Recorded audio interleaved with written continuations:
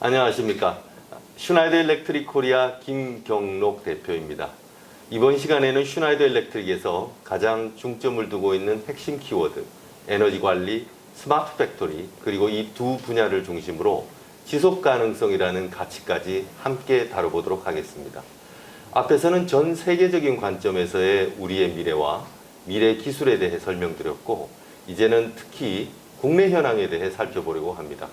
오늘 이 자리에 에너지 관리, 그 중에서도 특히 친환경 에너지인 전기 에너지의 오늘과 미래에 대해 함께 논의를 나눌 두 교수님께서 나와 계십니다. 건국대학교 박종배 교수님, 그리고 인하대학교 원동준 교수님. 오늘 자리해 주셔서 다시 한번 감사드립니다. 소개를 좀 부탁드리겠습니다. 네, 건국대학교 전기전자공학부 박종배 교수입니다. 저는 주로 전기공학, 전력 시스템, 전력 정책 이런 부분으로 하고 있고요. 최근에 4차 산업혁명과 관련된 전기에너지 전략 부분에 많은 관심을 두고 있습니다. 반갑습니다. 감사합니다, 교수님. 네, 안녕하세요. 인하대학교 전기공학과 원동준입니다. 저는 분산에너지와 마이크로그리드 관련 연구를 하고 있고요. 오늘도 그런 부분 중점적으로 말씀을 드리겠습니다. 고맙습니다, 교수님. 그리고 요즘 어딜 가나 인공지능, 5G, 스마트 팩토리에 대한 논의가 빠지지 않고 있습니다. 이 분야에 대한 심도 깊은 통찰력을 공유해 주실 성균관대학교 스마트 팩토리 융합학과 정종필 교수님을 소개합니다. 정종필 교수님 소개 부탁드리겠습니다. 네, 안녕하세요. 저는 성균관대학교 정종필 교수입니다. 산업인공지능, 그다음에 IoT 기반의 5G 연구를 주로 진행하고 있습니다. 감사합니다. 네, 교수님 감사합니다. 예, 예. 그럼 하겠습니다. 패널 토의를 본격적으로 시작하도록 하겠습니다. 국내 전력 에너지 부분 주요 정책 방향은 어떻게 달라지고 있을까요? 박종배 교수님을 모시고 자세한 내용을 알아보도록 하겠습니다. 네, 저는 건국대 전기전자공학부 박종배 교수입니다. 오늘 제가 말씀드릴 내용은 우리나라 전력정책의 주요 방향과 과제라는 주제로 말씀을 올리고요. 크게 전력정책 방향 가운데 수요측, 에너지 효율을 중심으로 말씀을 올리도록 하겠습니다. 그 첫 번째 글로벌 전력시장 동향에 대해서 간단하게 말씀을 올리면 2017년 3월 세계경제포럼에서 이렇게 놓은 부분인데요. 크게 세 가지 화두를 중심으로 이렇게 돌아가고 있습니다. 첫 번째는 전기화 부분이고요. 이 이야기는 기존의 전력 소비에서부터 인근 지역으로 전력 소비가 확산된다라는 이야기입니다. 그 이야기는 수송 부분, 열 부분 이런 부분도 점점 전기화된다라는 이야기고요. 두 번째는 품권화에 대해서 말씀을 드리겠습니다. 과거 대규모 중앙 집중식 전력 생산과 소비 방식에서 소규모 소비자의 역할이 점점 커지는 지역화 품권화 정책과 동향으로 이렇게 흘러가고요. 세 번째는 오늘 주요 주제 가운데 하나인 디지털화 부분입니다. 그래서 특히 전력 부분에서는 스마트 메타, IoT, 원격 제어 이런 부분들이 개방형 실시간 자동 시스템으로 구축되고 구현되고 있습니다. 아래쪽에 있는 부분은 전통적인 전력시장 부분과 미래의 전력시장 방향에 대해서 이렇게 구분을 하고 있습니다. 그래서 과거에는 전력회사 혹은 전력공급자 중심의 시장에서 경계가 상당히 이제 희박해지고 있습니다. 프로스머 같은 경우에는 전기를 생산함과 동시에 전기를 소비를 하는 그런 주체이기도 하고요. 전력거래는 기존의 전력회사 중심의 전력거래에서부터 다양한 전력 생산자와 소비자 사이의 전력거래, 그 다음에 개인 간 거래까지도 지금 일어나고 있는 그런 구조입니다. 두 번째 슬라이드 같은 경우에는 왼쪽에 FTM과 오른쪽에 BTM 두 가지 영역이 있는데요. 그 중간에 여러분들 스마트 메타가 있는 걸 보실 수가 있습니다. FTM 같은 경우에는 전통적인 전력 생산자와 대규모 전력 소비자, 그 다음에 전력 회사 사이에 전력 거래가 일어나는 영역을 프런트 더 메타 마켓이라고 이야기를 하고 있고요. 최근에 오른쪽에 있는 부분은 BTM, 비하인드 더 메타 마켓입니다. 이거는 소비자 내 공장이나 빌딩이나 아파트나 주택 같은 비하인드 더 메타 영역이 내 다양한 공급측 자원, 분산 자원들이 이렇게 배부가 되고 구축이 되고 있을 뿐만 아니라 전력을 이렇게 줄이는 부분, 즉 피크를 줄이는 수요 반응, 여기에서는 DR, 디맨드 리스판스라고 이렇게 이야기를 했고요. 혹은 에너지 전체를 줄이는 효율 향상, 이런 부분들이 과거 공장 내부에서만 이렇게 줄이던 혹은 빌딩 내부에서만 줄이던 영역에서 도매 전력 시장, FTM 마켓으로 이렇게 메가와트의 개념으로 참가를 하고 있습니다. 그래서 지역적으로 이렇게 공헌을 하고 기여를 하던 에너지 효율 향상과 수요 반응이 전국적인 형태로 되고, 이걸 묶은 사업자를 중개 사업자, 에그리게이터라고 이야기하는 기존에 볼 수 없었던 특이한 형태로 전력 시장이 발전을 하고 있습니다. 이 자료는 2018년 산업부가 발표한 지능형 전력망 기본계획의 일부 내용입니다. 과거 우리나라 지능형 전력망 기본계획, 즉 스마트 그리드 기본계획을 두 번에 거쳐서 이렇게 수립을 했습니다. 가장 최근에 수립한 내용이 제2차 지능형 전력망 기본계획이고요.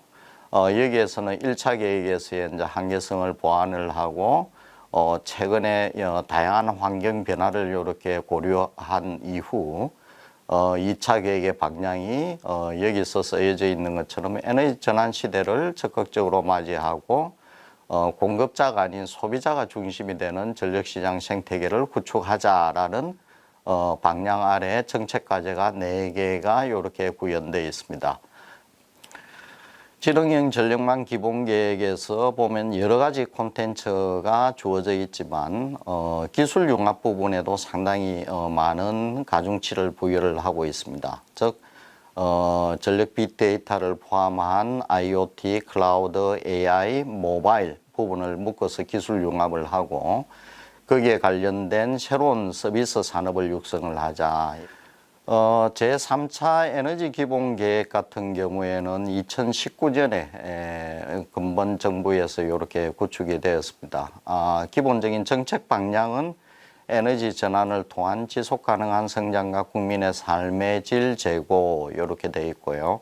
한 5가지 꼭지의 핵심 키워드가 포함되어 있습니다. 저는 주로 오늘은 소비 쪽을 중심으로 말씀을 올리도록 하겠습니다.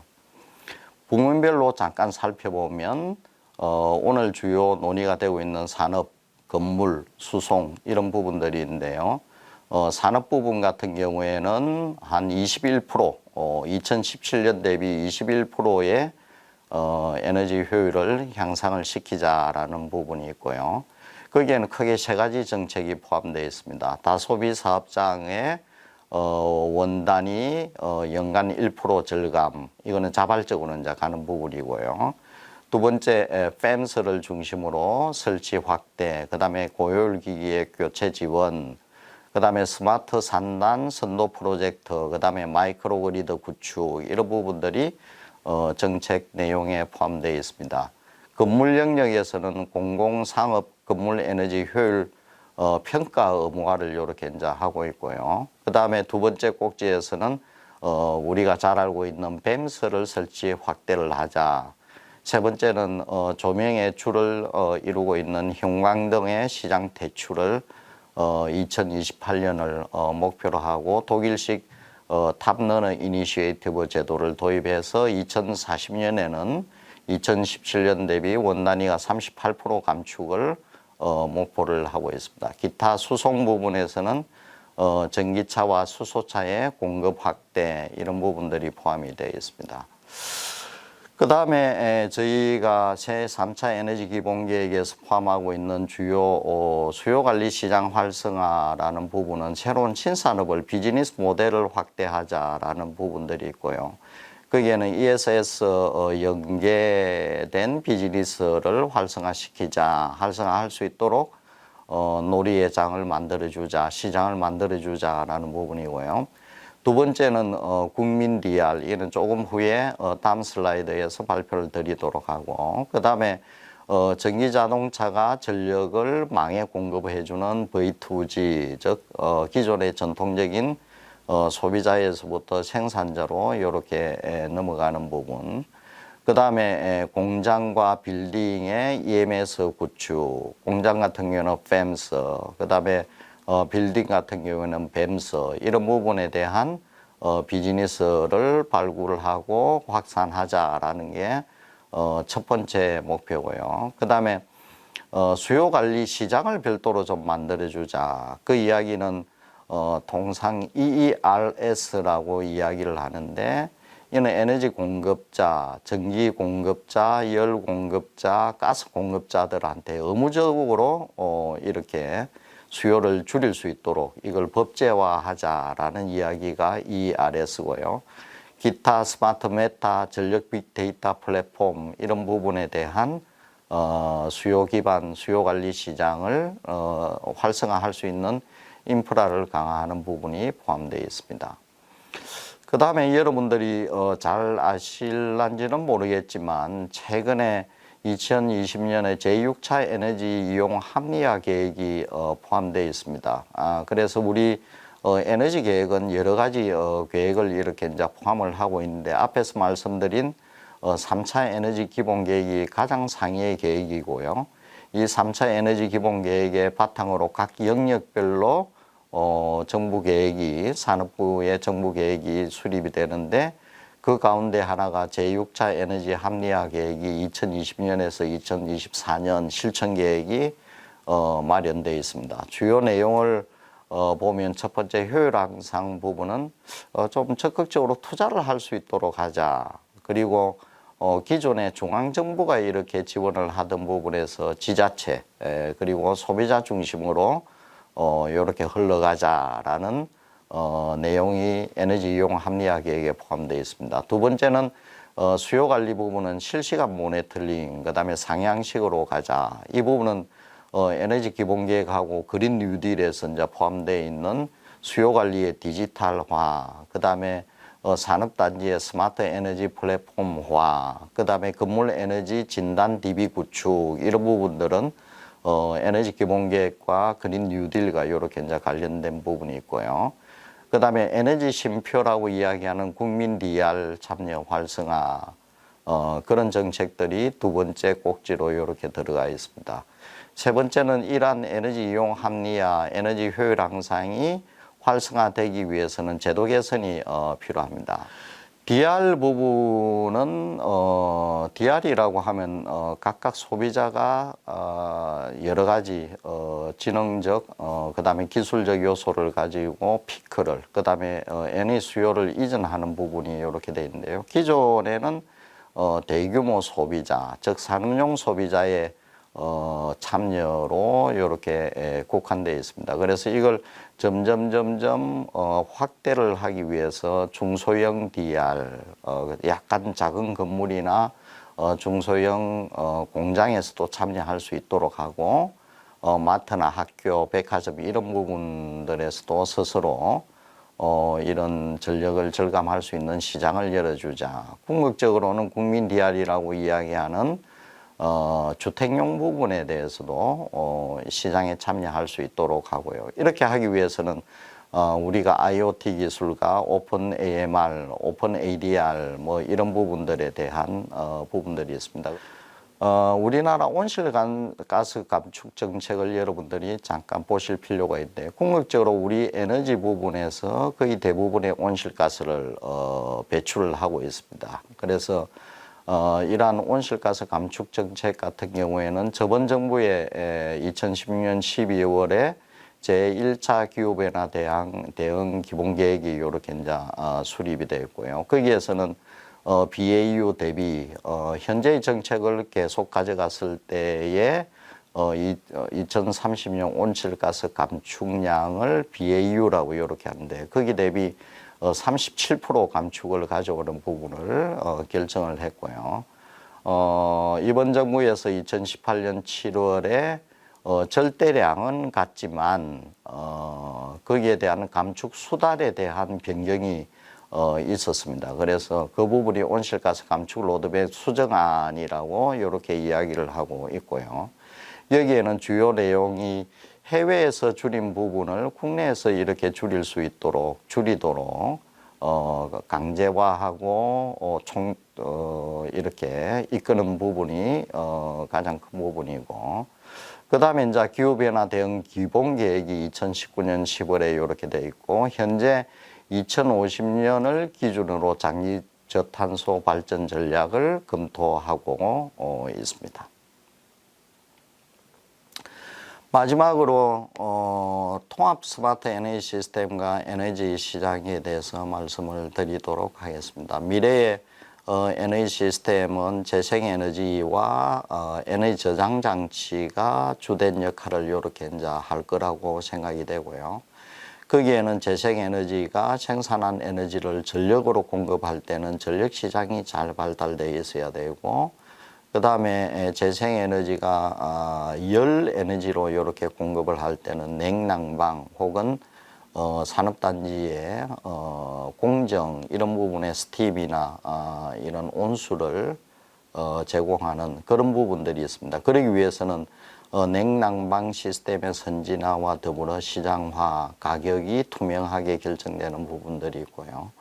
혹은 재생에너지가 이렇게 수전해를 통해서 수소를 생산을 한다고 하면 아랫부분에 있는 연료전지 발전이나 혹은 전기차, 수소차 부분으로 이렇게 이제 활동을 할 수 있습니다. 이 이야기는 전기, 열, 가스, 수송 부분이 하나의 시스템으로 이렇게 이제 구축되어 가고 있다. 그래서 각각의 공급 부분에서도 이러한 변화가 혁신이 일어나고 있지만 수요, 그 다음에 수요 전략, 에너지 효율 부분도 강영역에서 동시에 이렇게 들어가야 된다. 그러기 위해서는 스마트 에너지 시스템이 상당히 지능화되고 시장화가 되어야 된다라는 이야기입니다. 네, 감사합니다. 그 기존의 공장과 빌딩에서 현재 에너지 관리는 주로 단일 기기의 효율화 쪽에 상당히 집중이 되어 있었습니다. 그래서 뭐 고효율 모터라든지 이런 식으로 과거에는 됐었는데 사실 최근에는 이제 시스템화돼 가고 있는 거죠. 그래서 시스템화돼 가기 위해서는 우리가 이제 데이터 게더링이 우선 필요하고요. 그 데이터 축적과 함께 각각 빌딩과 인더스트리의 공정 부분을 결합한 인공지능 기반의 최적화 시스템으로 이렇게 진화를 해야 됩니다. 그러기 위해서는 저희가 이제 IoT를 비롯한 다양한 인프라스트럭처를 먼저 구축을 하고, 거기에 저는 뭐 추가적으로 오늘 좀 말씀을 드리고 싶은 부분은 가격, 요금의 정상화가 좀 반드시 필요합니다. 그래서 전기 요금이 됐든 에너지 요금이 됐든 정상화가 돼야 빌딩과 건물 혹은 인더스트리에서 투자에 대한 이런 니즈가 이렇게 발생을 하고요. 그래서 첫 번째는 인프라의 구축, 두 번째는 시장에 기반을 한 요금 정책, 에너지 정책, 세 번째는 각 건물주나 혹은 산업체의 CEO와 주주들께서 효율 부분에 좀 투자를 해야 되겠다라는 그런 부분에 대한 의사결정과 적극적 참여, 이런 부분이 다 결합이 돼야만이 사실은 어느 분야 혹은 어느 장소의 에너지 효율화가 될 거라고 보고요. 과거에 1차원적인 혹은 2차원적인 차원에서 점점 이렇게 소프트웨어가 결합된 고도화된 차원으로 진화를 해야 된다고 봅니다. 이어서 최근 에너지 시장에서 가장 중요한 주제라고 할 수 있는 재생에너지와 미래형 마이크로그리드 시장에 대해서 살펴보도록 하겠습니다. 분산에너지 부분 전문가이신 원동준 교수님을 모시고 말씀 들어보도록 하겠습니다. 안녕하세요. 저는 인하대학교 전기공학과 원동준입니다. 다들 잘 아시다시피 재생에너지와 에너지 효율을 높이는 것은 우리의 시대적 사명인 것은 잘 알고 계실 겁니다. 그래서 저는 오늘 에너지 전환의 앞에 분산이라는 이야기를 덧붙여서 설명드리고자 합니다. 그래서 오늘 제가 말씀드릴 주제는 분산에너지로의 전환과 분산에너지 플랫폼이 되겠습니다. 그래서 앞부분에서 분산에너지 관련한 정책 동향 그리고 최근의 정책 변화를 좀 설명드리고요. 왜 분산에너지로의 전환이 필요한가? 그것을 바탕으로 우리가 앞으로 이제 분산에너지 분야에서 어떻게 집중해서 연구 개발과 사업화를 이뤄내야 되는가, 그리고 그 해외 사례, 국내외 사례들을 설명드리도록 하겠습니다. 먼저 재생에너지 관련 계획은 재생에너지 3020 계획이 있습니다. 가장 대표적인 계획인데요. 거기서 이제 30년에 20% 에너지를 재생에너지로 공급하겠다라는 큰 목표가 있습니다. 그 계획은 최근 들어서 4040 그리고 50년에 넷 제로 이런 이제 점차적인 더 공격적인 목표로 변화하고 있는데요. 특히 이제 작년에 제3차 에너지 기본 계획, 우리나라의 가장 최상위 에너지 계획에서 여러 가지 목표를 선언을 했습니다만 그중에서 제가 가장 중요하게 보는 것은 분산에너지 시스템으로의 전환을 선언했다는 점입니다. 그래서 분산형, 참여형 에너지 시스템 확대를 천명을 했고요. 그와 관련해서 이제 후속 조치들이 올해 2020년에 차근차근 진행이 되고 있습니다. 그 중에 몇 가지를 제가 말씀을 드리면 분산에너지 활성화 로드맵이 준비가 되고 있고요. 그리고 신재생에너지 기본계획, 그리고 전력수급 기본계획이 준비가 되고 있습니다. 모두 올해 말쯤에 이제 발표가 될 것으로 예상이 되고 있고요. 그와 관련해서 이러한 계획들을 뒷받침하는 다양한 제도들과 법이 제정될 것으로 예상이 되고 있습니다. 이것들을 제가 최근에 이제 내용을 파악한 바로는 크게 한 3가지 정도 키워드로 요약할 수가 있는데요. 첫 번째는 분산 에너지를 기반으로 한 자가 소비 활성화입니다. 그래서 자기가 사용하는 에너지는 재생에너지 기반의 분산 에너지로 소비율을 높이는 것이 중요하게 대두가 되고 있고요. 두 번째는 섹터 커플링입니다. 전기 에너지만 다루는 것이 아니고 전기와 열과 또 수소와 같은 가스를 함께 최적화하는 최적 운용해서 에너지 효율을 높이고 친환경적인 에너지 소비로 가는 것이 또 중요한 방향이고요. 세 번째는 그와 관련해서 이제 RE100, 그래서 우리가 사용하는 에너지도 친환경 에너지를 기반으로 소비를 해야 된다라는 정책이 되겠습니다. 그래서 크게 한 3가지 정도를 추진할 수 있는 정책들이 준비가 되고 있다, 이렇게 보시면 되겠습니다. 그럼 여기서부터는 이제 왜 분산 에너지로의 전환이 필요한가를 조금 더 강조를 드리겠습니다. 재생에너지는 2가지의 측면이 있습니다. 친환경성과 분산성이 있습니다. 2가지 의미가 있는데요. 그동안에 우리가 앞에 친환경성 중심으로 재생에너지를 보급을 해왔습니다. 그리고 너무 양적인 보급에 치중을 해왔기 때문에 최근에 들어서는 이제 접속 문제라든지 그 다음에 커테일먼트, 출력을 제한하는 그런 문제들이 발생을 하고 있고, 그런 문제들이 점점 많아지면서 재생에너지의 보급을 저해하는 그런 상황으로까지 가고 있습니다. 재생에너지는 자체로 친환경적인 에너지지만 전력망에서 봤을 때는 여러 가지 변동성을 주는 자원이 되겠습니다. 그래서 제가 써놓은 것처럼 기저발전의 감소, 그리고 예비력을 감소시킨다거나 기동 이용률을 감소시키는 이러한 이제 단점들을 갖고 있는데요. 이런 것들은 충분히 이제 기술적으로 해결할 수 있는 부분입니다.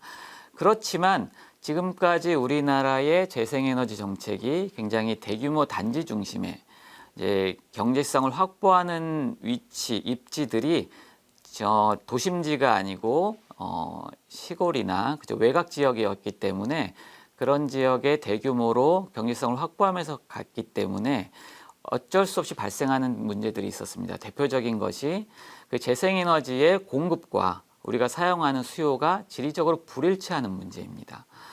그래서 지금 현재도 우리나라는 굉장히 많은 부분에서 전력망의 제약이 발생하고 있는데요.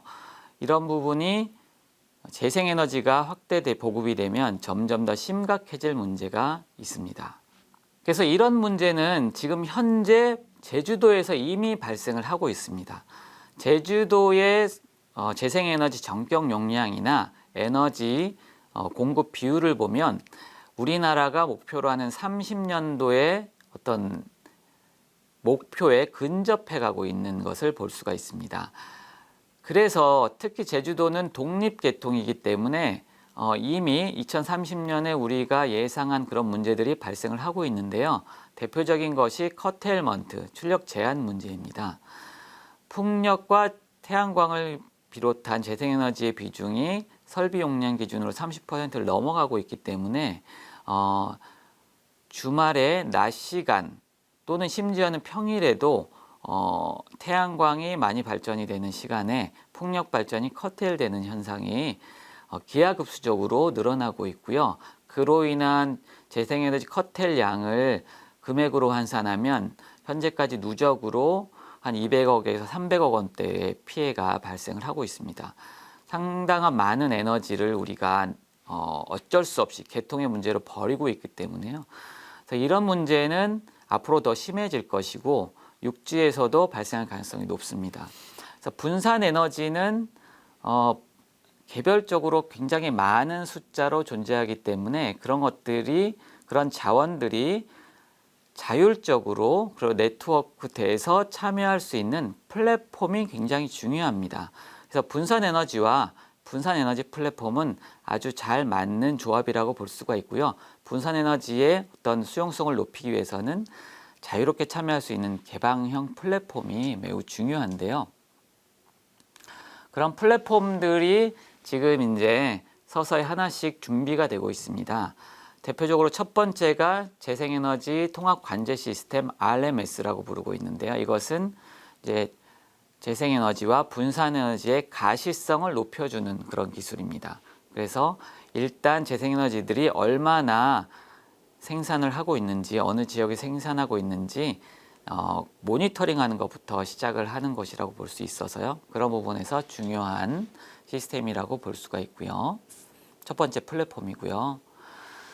그 다음에 이런 분산 에너지의 수용성을 높이기 위한 전력망의 어떤 인프라로서 인프라를 갖추는 것이 중요하기 때문에 새만금의 대규모로 들어오는 재생에너지들을 수용할 수 있는 테스트 베드를 지금 또 만들고 있습니다. 그것이 새만금에 건설하고 있는 재생에너지 국가종합실증단지인데요. 이것은 인프라, 재생에너지와 분산에너지를 잘 수용할 수 있는 인프라를 테스트하는 그런 또 하나의 플랫폼이 된다고 볼 수가 있겠습니다.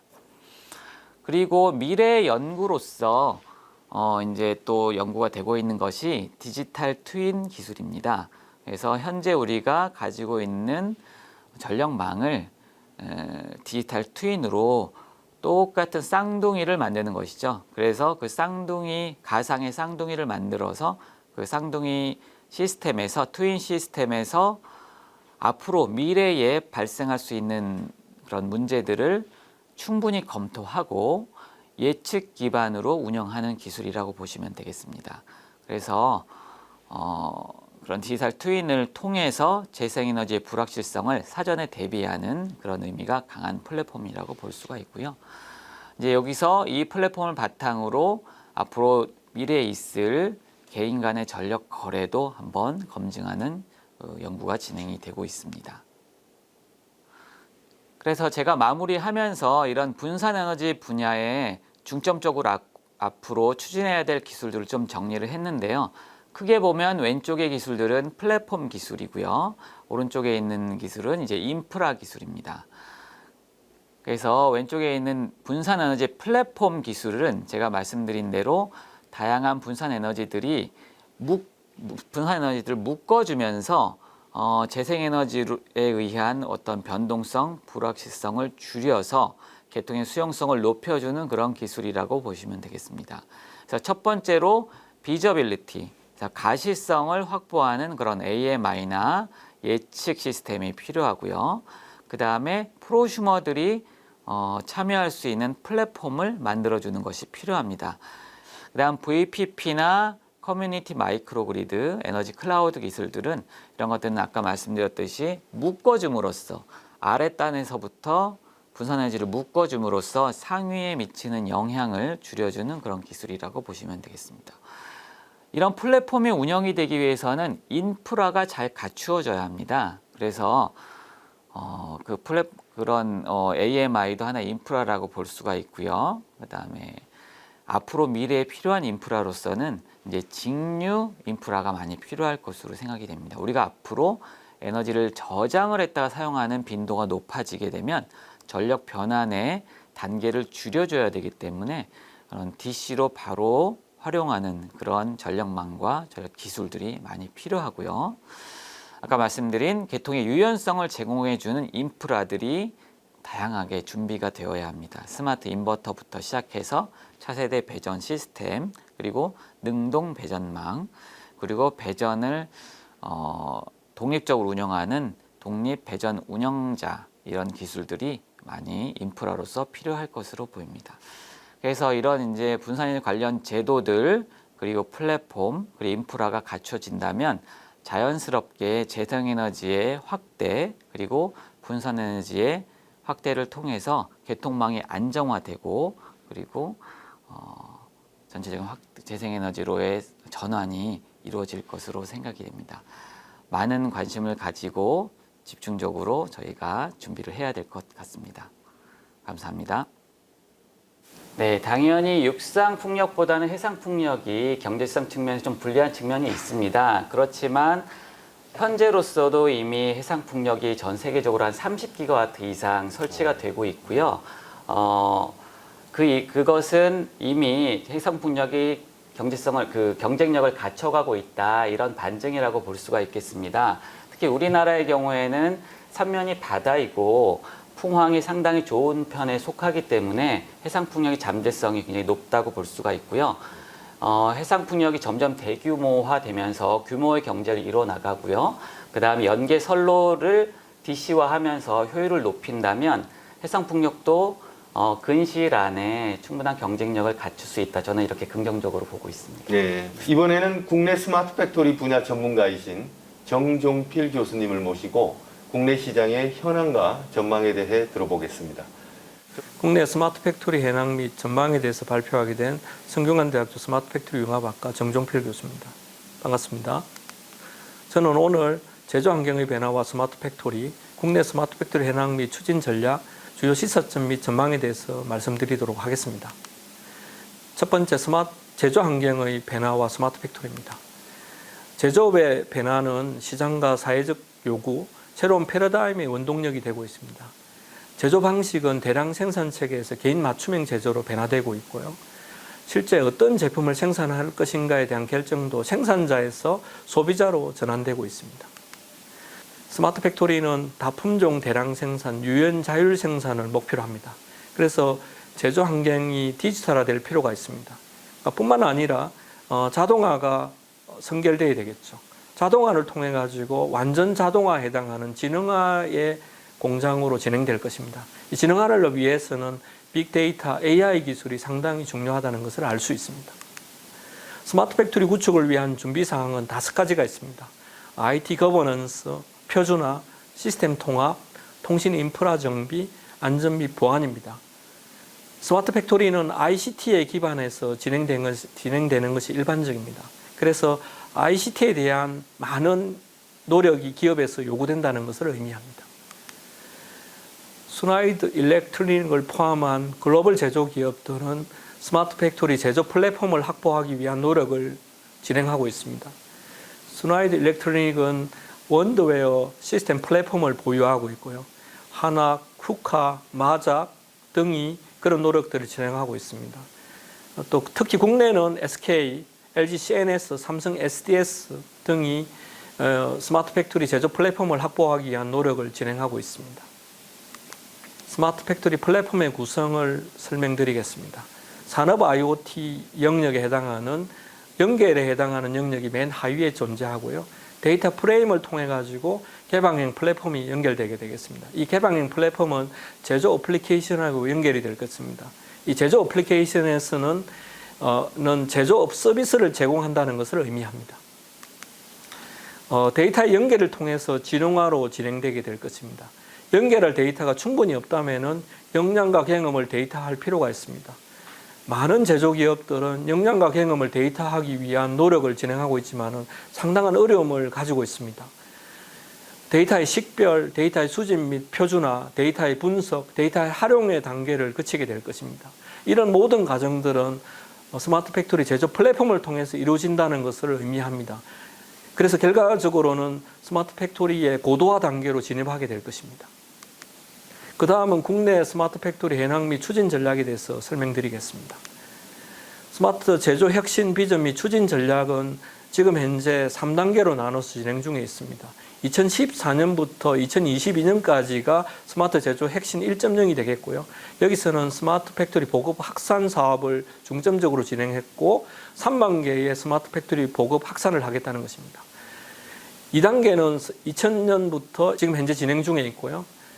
여기서는 AI 중소벤처 제조 플랫폼을 구축하겠다는 것입니다. 중소벤처기업부에서는 캄프라고 하는 이런 플랫폼을 발표하였습니다.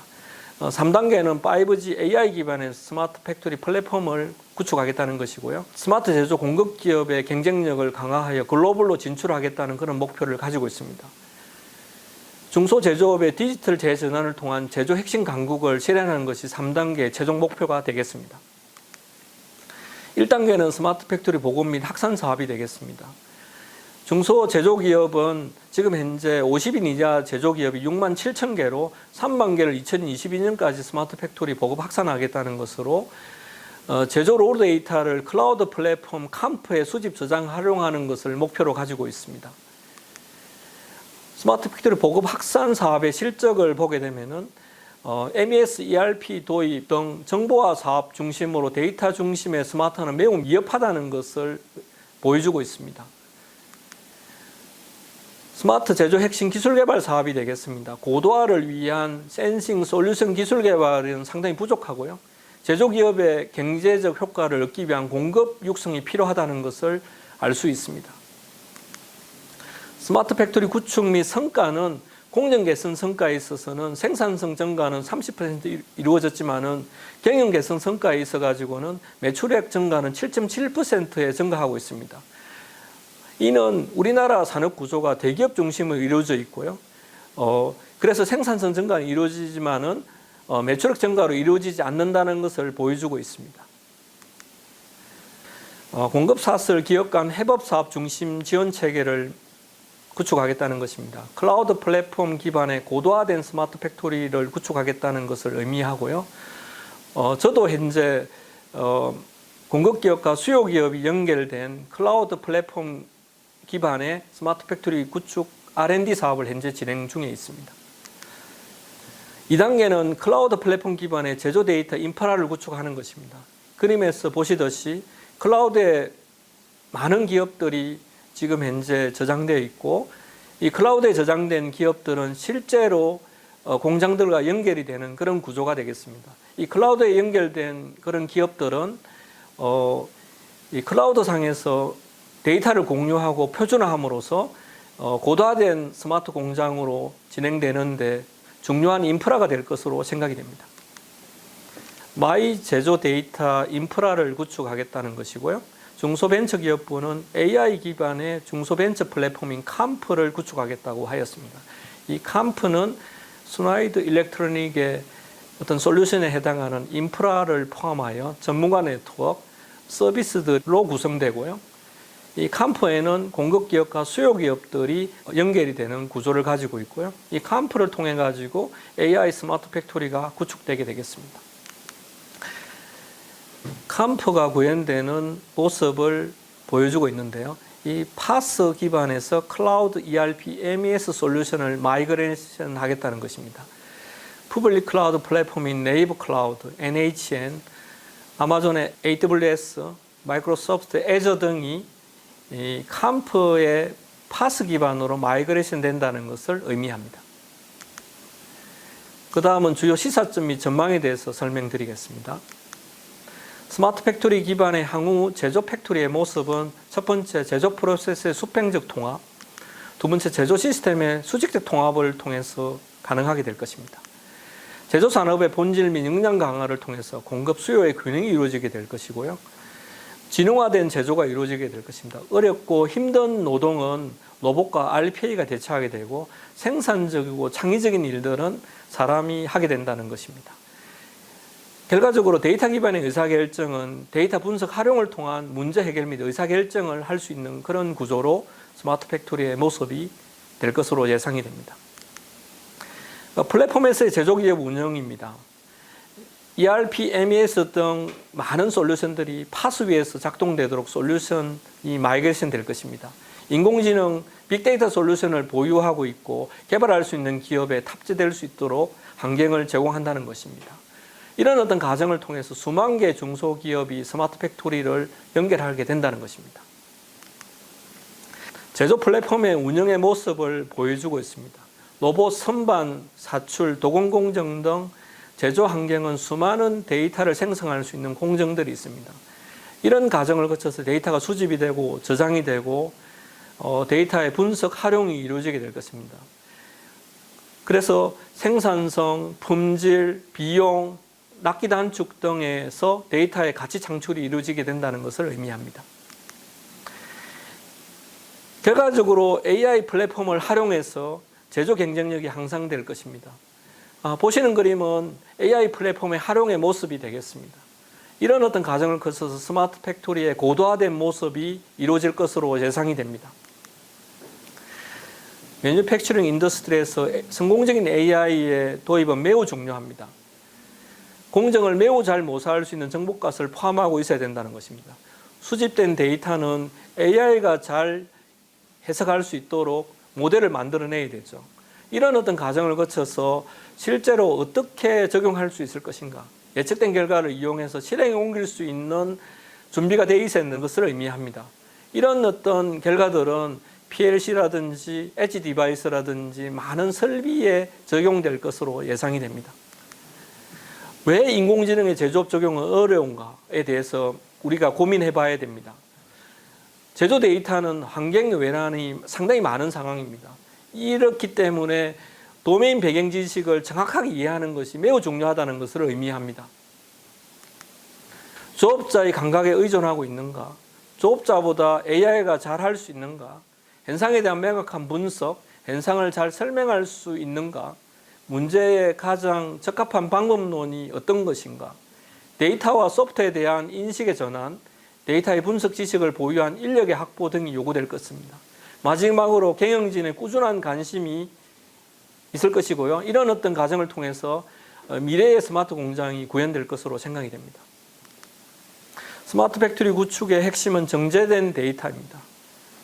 이미 설명드렸듯이 데이터, 기법, 현장 적용의 과정을 통해 가지고 성공적인 AI가 적용이 될 것입니다. 이런 어떤 과정을 거쳐서 미래 제조업에 해당하는 스마트 팩토리가 구축될 것으로 생각이 됩니다. 산업 AI는 기업의 핵심 경쟁력입니다. 제조업은 급격히 변화될 것이며 이에 대한 선제적 대응이 필요합니다. 한국 팩토리는 AI와 로봇에 의해서 완전 자동화가 될 것입니다. 그래서 결과적으로 산학협력을 통한 산업 AI 연구개발과 현업의 적용, 또한 교육과의 연계를 할 필요가 있다고 생각이 됩니다. 그래서 저는 2016년에 국내 최초로 스마트 팩토리 융합학과를 설립하여 현장 데이터 기반 산업 AI 기술 연구개발과 적용을 위한 현장 전문가를 양성하고 있습니다. 또한 성균관대학교는 산학협력 분야에서 스마트 팩토리를 특화 분야로 선정하여 기업과의 산학협력을 왕성하게 진행 중에 있습니다. 산업 AI 솔루션 관련 기업들과의 협력 네트워크와 연구개발, 사업화 생태계 구성 및 운영을 통해 가지고 미래 제조업을 위한 고도화된 스마트 팩토리를 준비하고 있습니다. 감사합니다. 그 스마트 팩토리의 핵심은 잘 정리된 체계화된 데이터입니다. 네. 데이터 수집에서 제대로 된 이해 없이 수집된 데이터는 그 일시적인 시스템 통합은 이룰 수 있어도 고도화된 통합으로 가는데 큰 어려움이 있을 것입니다. 이를 통해서 MES, ERP 중심의 시스템 통합이 아닌 스마트 팩토리 플랫폼 중심의 시스템 통합으로 전환돼야 될 것입니다. 자료에서 보셨듯이 슈나이더 일렉트로닉스는 원더웨어 시스템 플랫폼을 보유하고 있습니다. 이를 통해서 충분히 가능할 것으로 생각이 됩니다. 네. 예, 수직적 통합은 매우 중요하지만 많은 사람들이 간과하는 측면이 있습니다. 우리나라 산업 구조는 대기업 중심으로 구성되어 있고 중소기업은 정부의 정책과 재정 지원에 의존하고 있는 그런 구조를 가지고 있습니다. 그래서 이제 많은 기업들이 스마트 공장 보급 확산 사업에 많이 집중하고 있기도 하죠. 현장의 도메인 배경 지식의 이해를 기반으로 제조의 IT를 어떻게 추구할 것인가에 사실 문제라고 생각이 됩니다. 이를 이해하지 못하면은 가도한 IT 인프라와 인적 자원의 투자가 이루어질 가능성이 크죠. 수직적 통합에 있어서 제조 영역에 IT가 있을 텐데 IT는 IIoT, 빅데이터, 그다음에 AI 등의 어떤 분석 등이 있을 것으로 생각이 됩니다. 네, 교수님 고맙습니다. 저희들이 해야 될 게 많을 것 같습니다. 오늘 세 분 말씀 잘 들었습니다. 오늘 이 자리에 함께 해주셔서 다시 한번 감사드립니다. 네, 감사합니다. 슈나이더 일렉트릭은 궁극적으로는 우리 인간의 삶 영속성을 지키고 가치를 향상시키는 지속 가능한 기술들을 제공하기 위해 여러분의 디지털 파트너로서 늘 가까이 있겠습니다. 이어서 슈나이더 국내외 전문가와 업계 파트너들을 통해 진행되는 세션들을 통해 전력 시장의 변화에 대한 디지털 기술 적용을 통한 대응 방안과 스마트 팩토리 구축을 위한 통합 플랫폼, 그리고 이를 통한 지속 가능하고 회복 탄력성을 기반으로 하는 사업을 구축하기 위한 슈나이더의 제안을 만나보십시오. 감사합니다, 여러분.